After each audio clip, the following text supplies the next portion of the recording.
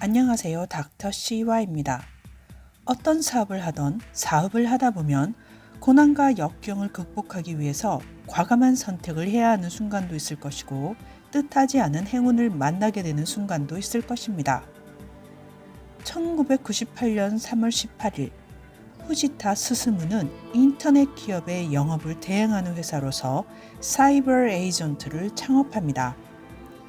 사이버 에이전트라는 회사명은 1997년 후지타가 인텔리전스에 입사했을 때에 매사에 의욕이라고는 없고 업무 농땡이를 부리던 그의 동기. 그러나 후지타가 감성 코드가 맞다며 동업을 제안했던 히타카 유스케의 제안이죠. 사이버 에이전트의 창업 2년 만인 2000년 3월 주식 상장을 하며 인터넷 산업계에 돌풍을 몰고 왔습니다. 이때 후지타의 나이는 고작 만 26살. 그러나 그 직후부터 인터넷 산업의 거품이 꺼지기 시작하면서 1,500만 행으로 상장한 주식이 눈 깜짝할 새에 10분의 1로 폭락을 합니다. 이번 편에서는 사이버 에이전트의 20대의 젊은 사장 후지타가 스스로 사장 실격이라며 완전히 자신감을 잃고 벼랑 끝에 절망적인 상황에서 어떻게 회생할 수 있었는지 함께 들여다보도록 하죠. 후지타가 사이버 에이전트를 시작할 당시 일본은 이른바 닷컴 계열의 벤처 회사가 우후죽순 생기던 시절이었습니다. IT 계열의 회사인 만큼 기술과 아이디어로 창업에 도전한 회사는 많았지만 그들 대부분은 기술계 출신으로 프로그래밍을 짜는 데에 시간과 열정을 다 소모하는 바람에 정작 영업이나 홍보에까지는 여력이 없는 회사가 많았습니다. 후지타는 이 틈새를 공략한 것이지요. 후지타는 자신의 창업 아이디어를 가지고 와타나베 요시타카를 찾아가서 동업을 제안합니다. 와타나베는 후지타보다 10살 많아서 두 사람이 동업을 한다면 와타나베가 사장의 자리에 앉는 것이 자연스러운 모습이었고 후지타 또한 그럴 생각이었습니다. 그런데 인텔리전스의 사장이던 우노 야스히데는 후지타의 꿈을 위해 70%의 투자를 약속하는 대신 옛 리크루트 시절의 동료 와타나베가 아닌 후지타가 사장이 될 것을 조건으로 내걸죠. 과거 와타나베는 창업을 꿈꾸던 후지타에게 사회생활에서부터 다양한 업무를 수행하는 방법을 차근차근 가르쳐준 은인이었습니다. 후지타는 자신이 먼저 와타나베에게 손을 내밀었음에도 우노의 제안을 뿌리칠 수 없어 결국 배신 아닌 배신을 하며 와타나베를 이 창업 멤버에서 지워버립니다. 후지타의 배신으로 두 사람은 껄끄러운 관계가 되고 마는데 이로부터 12년이 지나서야 두 사람이 만나면서 화해가 됩니다. 1998년 3월 18일 영업 대행업을 주로 하는 사이버 에이전트를 창업한 후지타는 창업 직후 고객 중에 하나인 밸류 클릭이라는 고객의 안을 검토 중이었는데요. 바로 유저가 클릭을 하면 클릭을 한 만큼 기업에게 광고료를 부과하는 시스템이었죠. 영업 대행업만으로는 앞으로 성장을 할 수 있을까란 고민에 빠져있던 후지타는 기업인으로서 해서는 안 될 행동을 합니다. 밸류 클릭의 이 안을 훔쳐다가 자신의 회사에서 제공하는 서비스로 둔갑을 시키고 마는 거죠. 이 시절 후지타는 무슨 수를 써서라도 성공하겠다고 결심했기에 죄책감을 넘어선 과한 열정과 당시는 아직 그러한 IT 산업에 대한 기업 윤리의식이나 법제도가 정비되지 않았던 때였기에 가능했다고는 하나 이런 식의 도둑질은 용서되어서는 안 되겠습니다. 어쨌든 성공의 여신은 후지타의 편이었던 듯합니다. 고객의 기획안을 훔쳐다 쓸 생각은 했으나 영업 대행업이 본업이었던 후지타에게는 이 사업을 전개할 수 있는 기술이 없었습니다. 아르바이트를 시켜서 만들기도 해보았지만 오류가 속출.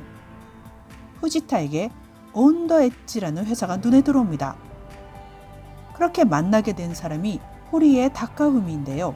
호리에는 도쿄 대학 재학 중에 인터넷 스타트업 회사 온더 엣지를 설립한 뒤 불과 3년 만에 매상 2억 5천만 행으로 주식 상장, 이후 라이브 도어를 인수하며 사명도 라이브 도어로 바꾸고 회사 시가 총액 8천억 엔, 총 매상 784억엔의 기업으로 성장시키면서 시대의 총아로서 주목을 받았던 인물입니다. 후지타가 유일하게 호리에의 열정과 불안감에 질투심을 느꼈다고 나중에 고백을 하죠. 호리에 다카후미에 대한 이야기는 뒤에 호리에몬 편에서 자세히 하도록 하겠습니다. 후지타가 밸류 클릭의 광고 서비스에 대한 이야기를 하자 호리에는 그까짓 거 별거 아닙니다 라며 반응을 합니다. 확실히 호리에 무리들은 후지타에게는 없는 기술을 가지고 있던 것이죠. 그렇게 탄생한 것이 사이버 클릭.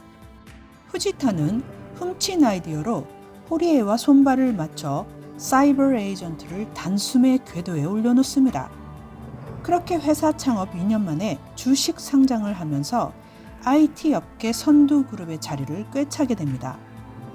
그러나 사이버 에이전트의 상장과 비슷한 시기에 IT 거품이 꺼지기 시작합니다. 그리하여 적자가 쌓이기 시작하며 1,500만 원에 상장을 했던 사이버 에이전트의 주식은 여러 영향을 고려해도 단순 계산으로 보아 대략 10분의 1 가까이 하락을 합니다. 그러다 보니 주변에서 후지타의 회사 경영에 문제가 있다는 등 너무 젊어서 뭘 모른다는 등의 중상 누력도 끊이지 않았는데요. 이 시기를 거치면서 당시의 많은 IT 벤처기업이 약육강식의 법칙 속에서 사라져갑니다. 점점 나락으로 떨어져가는 후지타를 무라카미 요시아키가 이끄는 무라카미 펀드가 옥죄어옵니다. 무라카미는 특이한 경력의 소유자인데 초등학교 3학년 때 부모로부터 대학 졸업 때까지의 용돈이라며 100만 엔이라는 거금을 받습니다. 초등학생이던 무라카미는 이 돈으로 주식 투자를 시작합니다. 79학번으로 도쿄 대학 법학부를 다니던 시절에는 부모님 소유의 고급 맨션에서 살며 포르쉐를 끌고 다닐 정도였다고 하는데요. 대학을 졸업한 무라카미는 통상산업성의 관료로 입성을 합니다. 일본에서 관료라 함은 우리의 5급 고시를 합격한 사람으로 보시면 되겠습니다. 무라카미는 직설적으로 발언을 하는 사람으로 유명한데요. 통상산업성 시절에 망해가는 일본이라는 근밀의 소설을 집필하는데요. 당시에 그의 상사가 말려서 출판은 못했다고 하죠. 일본 사회는 직설적인 발언을 하는 사람을 좋아하지 않는데요. 그가 당시 인종 격리 정책인 아파르트헤이트를 실시하는 남아프리카에서의 파견 근무를 그 입 때문에 좌천된 거라는 말을 하는 사람도 있죠. 그런 무라카미는 1999년 통상산업성을 퇴간한 뒤로 무라카미 펀드라는 투자 신탁, 기업의 매수나 합병에 관한 컨설팅 회사를 설립합니다. 쓴소리하는 대주주로 유명한 무라카미는 후지타의 사이버 에이전트의 주식이 하락하자 엄청난 주식을 매입합니다. 그리고서는 후지타에게 주주들에게 현금을 지급하든 유상 감자를 하라며 압박하죠. 당시 후지타에게는 주식 상장을 통해 200억엔이라는 자본이 있었는데요. 2001년 들어서 주가 하락을 감안해도 이래저래 100억엔은 될 자본이었죠. 그런데 그때 후지타에게는 딱히 그 자본의 사용처도 뚜렷한 비전도 없었으니 무슨 말을 해도 주주들 마음에 안 들었던 겁니다. 무라카미의 압박에도 후지타가 미적미적거리자 무라카미는 사원들에게 주식을 무상으로 나누어 주라고 제안을 합니다.